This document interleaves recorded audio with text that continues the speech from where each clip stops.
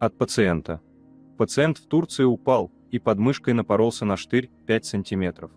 Перелома нет, но на КТ с контрастом и ангиографией зоны травмы от подмышки до кисти увидели повреждение сосудов, из-за которого немеют пальцы.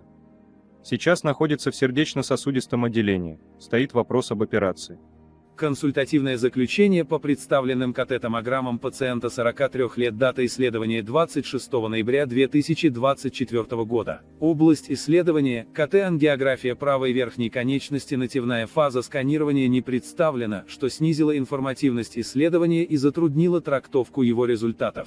При компьютерно-томографической ангиографии визуализированы артерии правой верхней конечности, стенки их не уплотнены, кальцифицированных атеросклеротических бляшек нет на 59 мм ниже верхнего края плечевой артерии определяется окклюзия плечевой артерии, диаметром 4,2 мм на протяжении 119 мм. Далее русло артерии заполняется контрастом ретроградно, за счет коллатерального кровотока. Диаметр плечевой артерии ниже окклюзии 2,7 мм.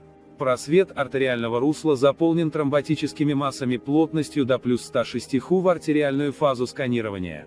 В прилежащих мягких тканях вдоль плечевой артерии скопление воздуха, признаки геморрагического пропитывания. В остальном артерии правой верхней конечности имеют правильный ход, данных за наличие аневризм, стенозов, артериовенозных мальформаций не получено. Свежие костно-травматические и костно-деструктивные изменения не выявлены. Заключение. КТ-картина тромбоза, окклюзии правой плечевой артерии в верхней трети, подкожной эмфиземы, геморрагического пропитывания мягких тканей правой подмышечной области, верхней трети правого плеча. Рекомендована срочная консультация сосудистого хирурга. 29 ноября 2024 года. Доцент КМН Котов МА, а заключение не является окончательным диагнозом и должно оцениваться лечащим врачом вместе с результатами других исследований и клиническими данными. Комментарий врача-рентгенолога. Добавить к мнению коллег мне нечего.